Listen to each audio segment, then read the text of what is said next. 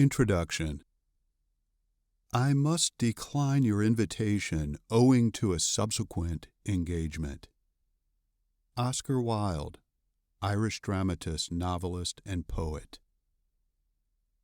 The purpose of this compilation is to instruct and encourage believers about intimacy with God and the unfathomable riches that accompany a lifestyle of such intimacy. As a result of Jesus' death on the cross, the Word of God contains many invitations for us to engage in close, intimate fellowship with Him. However, invitations can be intrusive. Think about it. Someone invites you to dinner or a movie or a ball game, and then it's up to you to either accept or decline. The burden is thrust upon you. You must make the decision whether to accept the invitation given to you or decline it. How will your response make the other person feel? Did they only ask you out of a feeling of obligation because you had invited them to something in the past? Is their invitation sincere, or are you being asked because you happen to be around another person or persons who are being asked at the same time, perhaps leading to a pity invite? Invitations can also be edifying. Maybe the pastor of your church invites you to lunch for a chat.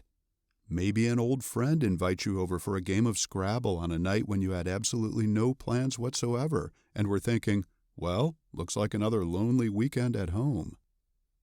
There are also invitations that come from unexpectedly pleasant sources and literally cause us to drop any and all plans we may have had so we can accept the invite that is too good to decline. The president of your company invites you and your family over for a pool party on the day you planned on going golfing. Perhaps someone invites you to go to the World Series with them during the week you are going to weed the garden. Plans can be dropped if we want to engage in something else we've been invited to participate in. How do we determine which invites to accept or decline?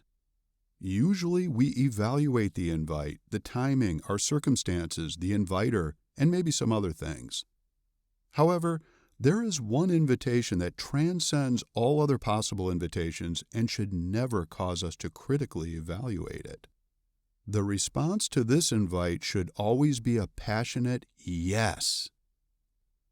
Listen, I am standing at the door and knocking. If anyone hears my voice and opens the door, I will come into his home and share a meal with him, and he with me. Revelation 3:20. The issuer of this invite is Jesus Christ, the King of glory, the one who purchased our eternal salvation with His sinless blood. This invitation is not a one-time invite like a friend's invitation to a ball game or a chess tournament. Jesus invites us to a continuing communion with Him. This invite never expires, and we are the only ones who can decline the offer. Without getting too technical with this verse, I simply want to point out a few things that hopefully will encourage us to embrace and accept this wonderful invitation from Jesus. Notice, first of all, that Jesus is standing, waiting for us to open the door. Our lack of response to His arrival at our residence doesn't deter Him from continuing His request for us to let Him in. He is pursuing us vigorously, unrelentingly, and lovingly.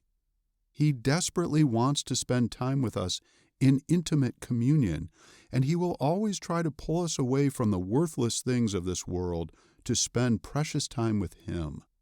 He loves us more than our picture of a deity sitting on a throne somewhere saying mechanically, I love you. Rather, He loves us with a love that pursues us to spend time with Him. This becomes a little clearer as we examine the knocking. When Jesus says He is knocking, He isn't lightly tapping on the screen door, hoping to cause our dog to bark, alerting us to a visitor. The word knocking used here is the Greek word krua, and it means to knock with knuckles with a loud rap, with a heavy blow. Jesus is determined to let us know He is at our home and wants to come in to be with us. It's as if the King of Glory is saying, I'm here, please open your door, I want to spend some time with you." Let's be realistic for a moment. The majority of people on planet Earth have lives that include some form of work, family time, and leisure. Yet, Jesus is constantly knocking to bring us to a decision of letting Him in. He doesn't want to be left out of any part of our lives. Are our jobs more important than making some time to spend in solitude with Him? Can't we spend time with Him while working or washing the clothes or weeding the garden? Of course we can. Jesus engaged in both continual communion and situational solitude with His Father, all during a life that included spending countless hours ministering to people and teaching His disciples. He is our model for life. If He did it, so can we. Jesus wouldn't knock to gain entrance to our homes if He knew His presence would disturb our lives. His presence enhances our lives, blesses our lives, and gives meaning to our activities. He loves us and wants to hang out with us 24/7. The only question is, do we want to spend that kind of time with Him? Do we desire to accept His invitation to share a meal with us? If we determine to spend intimate quality time with Jesus, but don't know how, we should ask Him, "Lord, show me how to spend time with you continually and in solitude, even in the midst of my busy and hectic life." I can offer a few suggestions. 1. Make each and every moment an opportunity to be with Jesus. Wherever you are, invite Him to join you in fellowship while you live your life. 2. Make a time to simply hang out with Jesus. Find a quiet room, a comfortable chair, a secluded bench in the park, wherever you can be uninterrupted in quiet time with Him. During these moments and times, try not to intercede or pray for anything specific or talk too much.